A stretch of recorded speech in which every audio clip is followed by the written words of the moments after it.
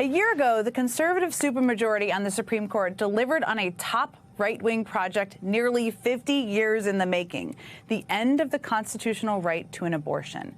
With Roe gone, states with Republican-held legislatures moved quickly to enact their own abortion bans, resulting in the post-Roe America that we currently live in today, where most abortions are now banned in more than a dozen states.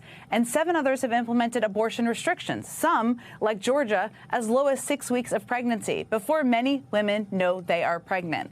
For the party that supposedly stands for personal freedom and limited government, this seems like quite the carve-out. And unfortunately, it is not limited to just abortion rights. Just this year, Republican-held state legislatures have enacted a flood of bills targeting transgender rights, including the right for transgender youth to have access to gender-affirming care. Care that is backed by the country's largest medical associations. In fact, take a look at the side-by-side of states that have implemented abortion bans and restrictions, and the map of states that have implemented bans on gender-affirming care for trans youth. There is a lot of overlap. Based on how Republican legislatures have prioritized these bills in the past year, there's an argument that it all stems from the same playbook. My guest, Cecile Richards, the former president of Planned Parenthood America, recently put it this way, quote, "The entire thematic of the Republican Party now is they want to get into our personal lives. They don't care about any of the issues that are actually on the minds of American voters. All they want to do is wage a culture war on America." Cecile Richards is back with me. Cecile, thank you for sticking around. So I wanted to start with that map, which is really just jarring. What do you make of the overlap between the states rolling back transgender rights and those rolling back abortion rights? What does that tell you? Well, it's obviously, Jen, about personal freedom. And, you mentioned earlier that nearly a year ago, the voters in Kansas turned out in record numbers to defend abortion rights in a way that surprised, I think, a lot of political pundits. But it was basically about individual freedom, about being able to live your own life. And this is where all of these things are connected, whether it is going after LGBTQ people, going after the freedom to marry, as Clarence Thomas in his dissent or in his concurring opinion said he thought we should really revisit the right to marry, the right to birth control. It's a pretty slippery slope. And I think this whole thematic of freedom is why you're seeing such a reaction by voters against this agenda of the Republican Party. The other thing I would just note, if you look at those maps, you look at the states which have the worst outcomes for maternal health care, maternal mortality, child poverty, go down the list. We could probably put up the exact same map. So it is, not only no access to rights, but also no access to health care that people need.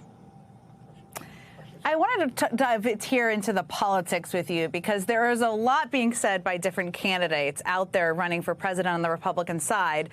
Republican candidate for president Nikki Haley said we should be looking for a, quote, national consensus on abortion. She, like some other candidates, haven't specifically said what they would aim to enact for abortion on a federal level.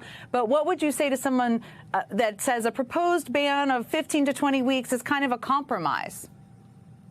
Well, first of all, I would say there is actually a national consensus on abortion, and that is that it should be legal. I mean, this is where I just can't escape the fact that when you have Republicans and independents and red states and blue states voting in the same way, there is a consensus. We should restore Roe. We should restore this right for people to make their own decisions.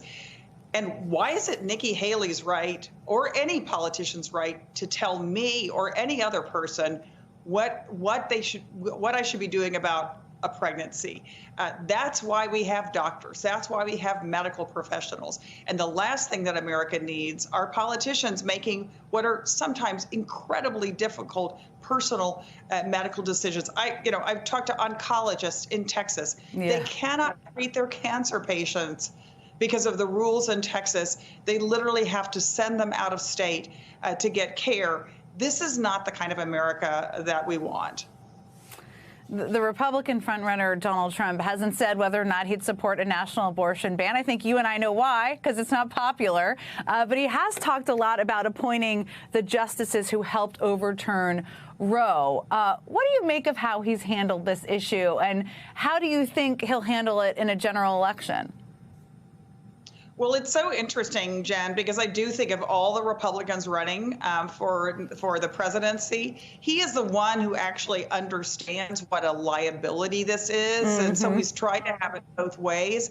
But as you've seen, probably, the minute he sort of tries to back up a little bit, he gets his hand slapped by the right wing and the Republican Party. And he's proudly said, I appointed these justices that overturned Roe. This was a great day. So I actually think he's committed, and there is no way he's going to weasel out of it. But I think it's incredibly important because he does have this wonderful way of sort of having it both ways. I think it's incredibly important that people in America know that if Donald Trump was elected president, he would absolutely, immediately push for a national abortion ban, no question about it, as would a Republican-led Senate. And this is why I think this issue is going to be a defining issue in the presidential election. Even if they don't have a bumper sticker, we know what their plans are. So if you were advising, which you are advising many on the Democratic side, as they craft a message, and as pro-choice candidates are crafting messages to go out on the trail in 2024, what would be the 2 or 3 lines that you think are just most powerful and most effective that people should be saying out there? Well, I think the most important thing, Jen, is to learn and lean into personal freedom. That's what this is about. This is about personal decisions. And for many women, the most important decision you'll make in a lifetime, which is when or whether to have children. And that is really fundamentally, I think, the message. It is about also getting politicians out of our doctors' offices and out of these kinds of decisions.